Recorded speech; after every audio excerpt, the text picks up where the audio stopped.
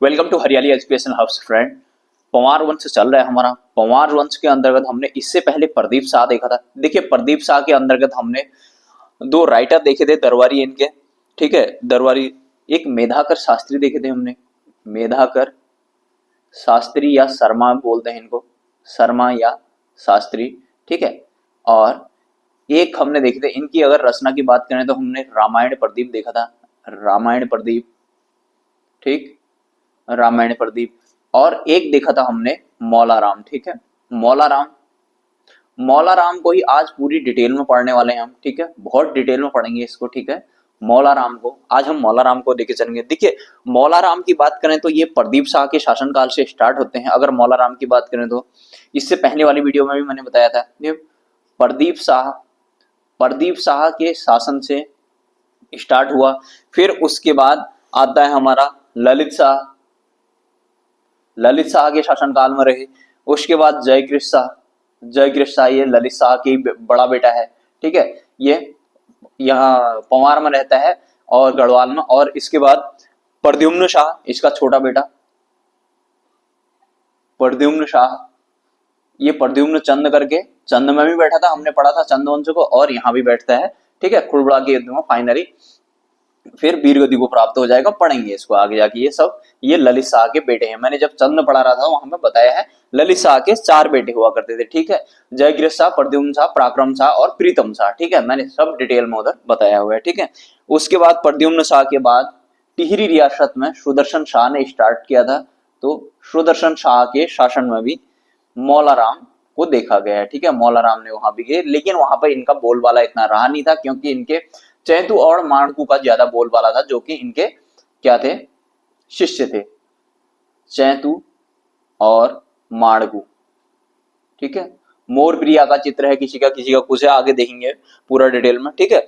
ये हो गया एक, ये हो गया फ्लैशबैक। इससे मतलब एक ब्रीफिंग होगी, इससे पता चलेगा कि आपको ये कौन है। देखिए होता क्या है ना, होता क्या है, जब हमने पढ़ा था पृथ्वीपति शाह, पृथ्वीपति शाह पढ़ा था हमने, ठीक है। पृथ्वीपति शाह के शासन में क्या होता है, हमने जब उत्तराधिकार का युद्ध देखा था, उत्तराधिकार का युद्ध, उत्तराधिकार का युद्ध किसमें, मुगलों में। मुगलों में कौन कौन, औरंगजेब वर्सेस दारा शिकोह, औरंगजेब वर्सेस दारा शिकोह में, ठीक है। दारा शिकोह, दारा शिकोह एक विद्वान टाइप का व्यक्ति था, ठीक है। ये औरंगजेब क्या था, साम्राज्यवादी व्यक्ति था। इसने क्या किया, इस औरंगजेब को हरा दिया, ठीक है। औरंगजेब को हरा दिया, इस औरंगजेब ने इस दारा शिकोह को हरा दिया, ठीक है। औरंगजेब ने दारा शिकोह को हरा दिया। ये दारा शिकोह का बेटा सुलेमान शिकोह है, ठीक है। सुलेमान शिकोह, सुलेमान शिकोह है, ठीक। एक बार फिर से ध्यान से सुनना, हो सकता है मैंने कोई चीज मुंह से गलत बोल दिया हो। औरंगजेब वर्सेस दारा शिकोह चल रहा है, उत्तराधिकार का युद्ध। औरंगजेब ने दारा शिकोह को हरा दिया, फिर ये हार गया, तो इसका बेटा होता है सुलेमान शिकोह। सुलेमान शिकोह भाग के सबसे पहले आता है चंदवंश में, ठीक है। सबसे पहले ये चंदवंश में आता है, ठीक है। चंदवंश में यहाँ पर वो बाज बहादुर चंद होता है, बाज बहादुर चंद होता है इनका चाटुकार। तो ये तो इनको रखेगा नहीं। अब इसने क्या कहा, भाई तू एक काम कर, तू यहाँ चले जा, यहाँ पर एक बच्चा शासक बैठा हुआ है, उसको पता था वो रख लेगा तुझे, ठीक है।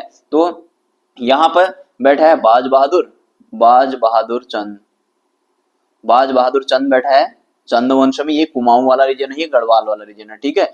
तो यहाँ पर कौन बैठा है, पृथ्वीपति शाह, पृथ्वीपति शाह।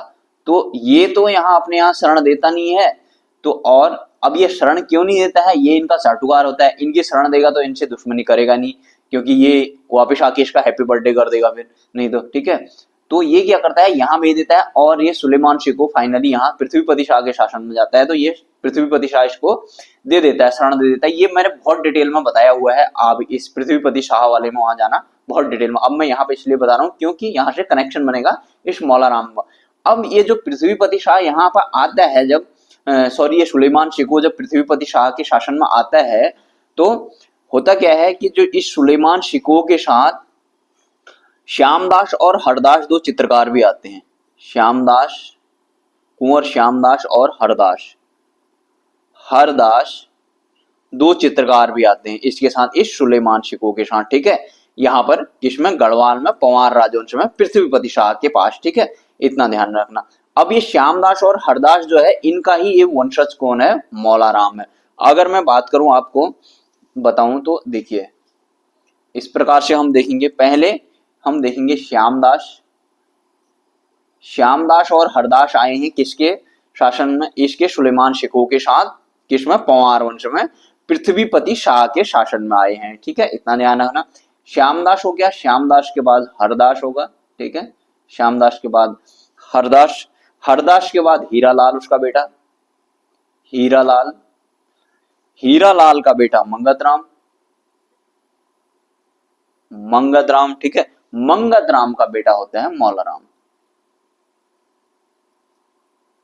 मंगतराम का बेटा मौलाराम होता है। ठीक है, इतना ध्यान रखना, ये मौलाराम किसका बेटा है, मंगतराम का है। ठीक, अब देख लेते हैं हम मौलाराम के बारे में, स्पेशल मौलाराम के बारे में। अब मैंने अभी तक आप लोगों को मौलाराम का कनेक्शन बताया कि ये मौला, अभी तक ये बताया। ठीक है, अब देखते हैं, अभी मौलाराम के बारे में डिटेल पढ़ते हैं। अभी तक हमने देखा कि जो मौलाराम है ये कहां से आया, कौन है ये मौलाराम, अभी तक जाना हमने मौलाराम कौन है। अब हम जानेंगे कि मौलाराम के विषय में क्या क्या है और क्यों प्रसिद्ध है, क्यों फेमस है। ठीक है, अपनी चित्रकारी के लिए फेमस है। अब देखते हैं हम मौलाराम के बारे में। ठीक है, मौलाराम, मौलाराम जैसे कि मैंने बताया था अभी थोड़ी देर पहले बताया कि प्रदीप शाह, देखिए ये लोग क्या कर रहे हैं, पृथ्वीपति शाह के शासन में इसके दादा लोग हैं। ठीक है, पृथ्वीपति शाह, पृथ्वीपति शाह के टाइम में ये लोग आए हैं, इसके दादा श्यामदास हरदास वगैरह। तो ये लोग आते आते यहाँ पर प्रदीप शाह के शासन तक ये आता है मौलाराम। ठीक है, मैंने अभी बताया। फिर उसके बाद ललित शाह के शासन में होगा, जयगृह शाह के, प्रद्युम्न शाह और सुदर्शन शाह के, ये मैंने सब बता दिया है। ठीक है, इससे यहाँ पर मैंने बता दिया था। ठीक है, ये मौलाराम इतनों के शासन में रहता है। ठीक है, ठीक, अब हम देखते हैं इस मौलाराम के बारे में, इसका डिटेल जानते हैं। ठीक है, देखिए जन्म की बात करें इसकी, मौलाराम की जन्म 1743 में हुआ, श्रीनगर में हुआ इसका जन्म। श्रीनगर में ही हुआ क्योंकि राजधानी श्रीनगर में है और ये लोग भी राज दरबार में रह रहे हैं। ठीक है, पिता अभी मैंने बताया था मंगतराम। ठीक है, ये मंगतराम। तो पिता की बात करते हैं, मंगतराम, पिता मंगतराम, माता रमा देवी। ठीक, गुरु राम सिंह या राय सिंह भी बोलते हैं, राम सिंह या राय सिंह भी बोलते हैं। ठीक है, राय सिंह भी लिखे रहते हैं कहीं पर। ठीक, ये हो गया।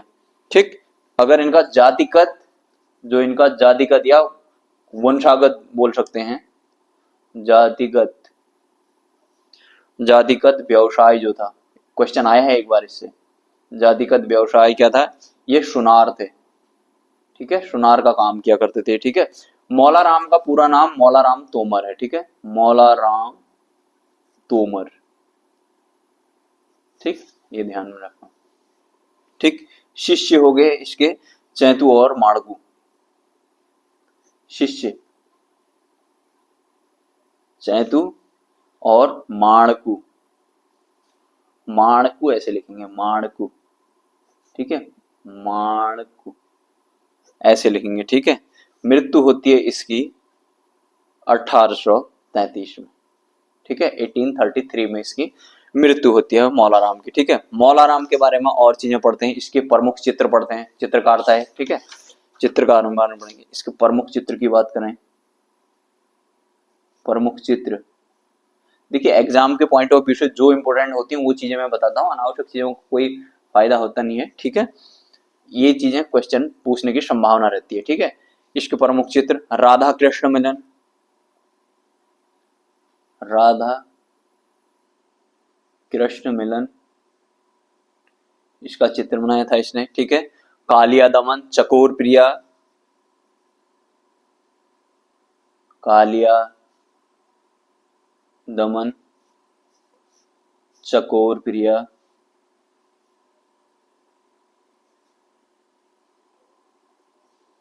ठीक है, चकोर मतलब चांद से मतलब है यहाँ। ठीक है, फिर उसके बाद मोर प्रिया, मोर प्रिया के बाद आ जाएगा कदली प्रिया।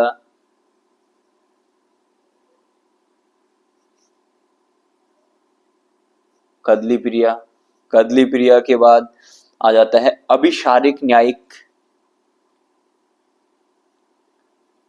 अभिसारिक न्यायिक, ये इसके चित्र हैं। हाँ, संकुचित, ये उत्कृष्ट उत्कंठित नायिका। उत्कंठित मतलब चंचल, उत्कंठित नायिका। ठीक, उत्कंठित मतलब चंचल। ठीक, उसके बाद महादेवी पार्वती।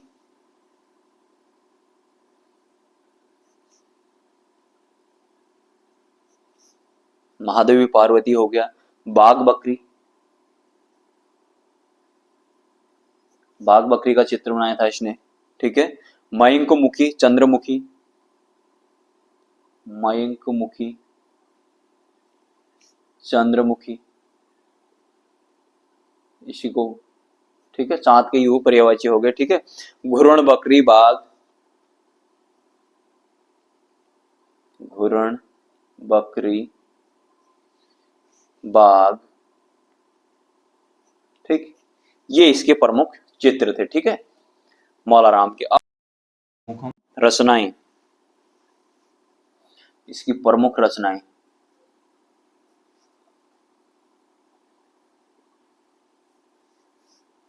प्रमुख रचनाएं की बात करें तो गणगीता संग्राम हो गया पहला, गणगीता संग्राम। दूसरा मनमत सागर,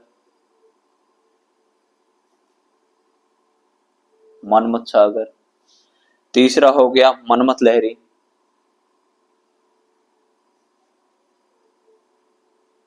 मनमत लहरी। चौथा हो गया बैराग्य मंजरी, बैराग्य मंजरी। पांचवा हो गया स्तुति मंजरी।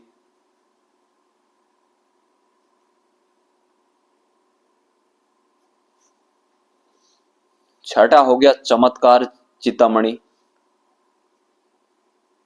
चमत्कार चिंतामणि।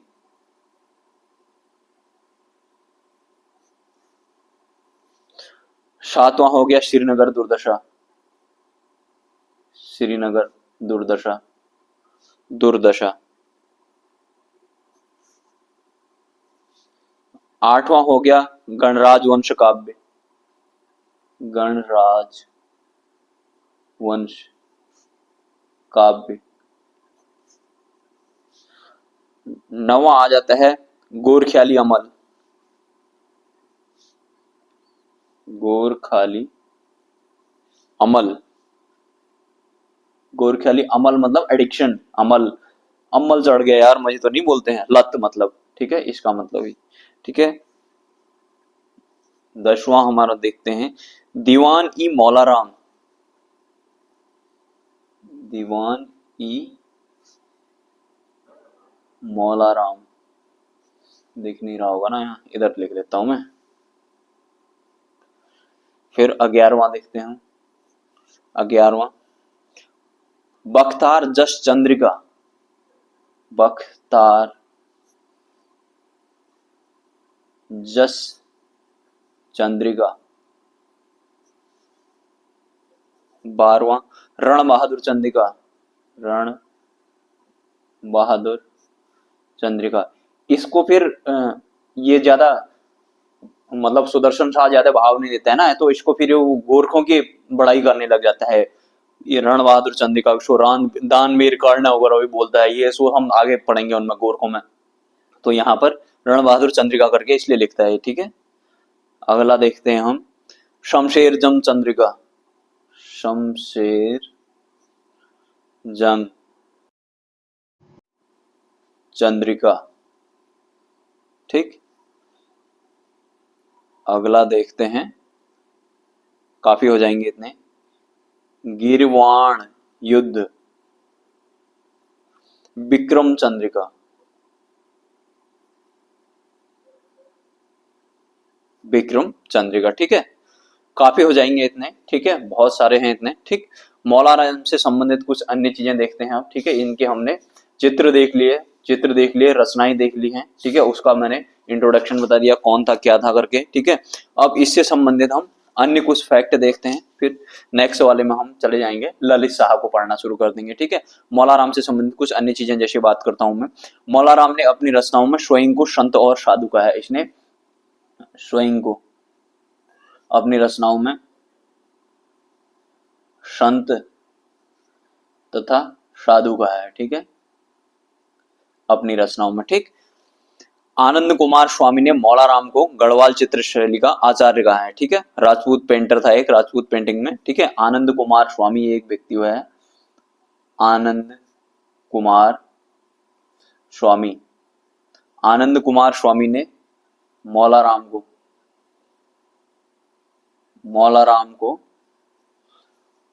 गढ़वाल चित्र शैली का आचार्य कहा है। ठीक है, इतना ध्यान रखना, आचार्य कहा था। ठीक है, कहा था एक ही बात है। मौला राम चित्र संग्रहालय श्रीनगर में स्थित है। मौला राम चित्र संग्रहालय जो है, चित्र संग्रहालय कहाँ स्थित है? श्रीनगर में। श्रीनगर मतलब पौड़िया। ठीक, मौला राम के चित्र गढ़वाल पेंटिंग नाम से विश्व प्रसिद्ध आर्ट गैलरी बोस्टन में भी सुरक्षित है। ठीक है, इसके जो गढ़वाल पेंटिंग नाम से जो है, गढ़वाल पेंटिंग नाम से इसके जो चित्र हैं, ये कहां पर? बोस्टन में है, बोस्टन में सुरक्षित है। ठीक है, बोस्टन कहाँ है? यूएसए में, यानी यूनाइटेड स्टेट ऑफ अमेरिका। ठीक है, अमेरिका में सुरक्षित है। ठीक है, वहां पर रखे हैं मतलब, इतना ध्यान में रखना। ठीक है, मौला राम ने गोरखा शासक रणजोर सिंह थापा को दानवीर करने की उपाधि दी थी, मैंने अभी बताया था। इसने क्या किया? रणजोर सिंह थापा। ठीक है, गोरखा शासक था ये, गोरखा शासक रणजोर सिंह थापा को किसकी? दानवीर कर्ण की उपाधि दी थी। दानवीर कर्ण की उपाधि दी थी। ठीक है, इतना ध्यान रखना। बैरिस्टर मुकुंदलाल ने मौला राम के चित्रों को विश्व प्रसिद्ध दिलाई। ठीक है, जो हम चीजें, ये सारी चीजें पढ़ते हैं ना, ये मौला राम के चित्रों को प्रसिद्धि किसने दिलाई? प्रसिद्धि बोले या फिर विश्व के सामने किसने दिखाया इनको? तो ये बैरिस्टर मुकुंदलाल ने इसको सामने रखा। ठीक है, बैरिस्टर मुकुंदलाल इसको दुनिया के सामने लाए। ठीक है, विश्व प्रसिद्ध किया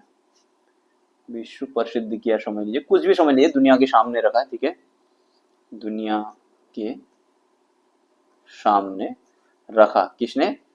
ये बैरिस्टर मुकुंदलाल ने। ठीक है, इतना हो गया हमारा मौला राम, हो जाता है बहुत अच्छे से कंप्लीट। इससे ज्यादा क्या ही जो पूछ लेगा यार, एक एक चीज तो मैंने बाल की खाल उतार दी है इसकी। ठीक है, जो साथी नए हैं तो पिछले वाले वीडियो में जाएगा, वहां क्रम बन जाएगा आप लोगों का। ठीक है, तो चलिए फ्रेंड्स, अपना ध्यान रखिएगा। Bye bye, take care.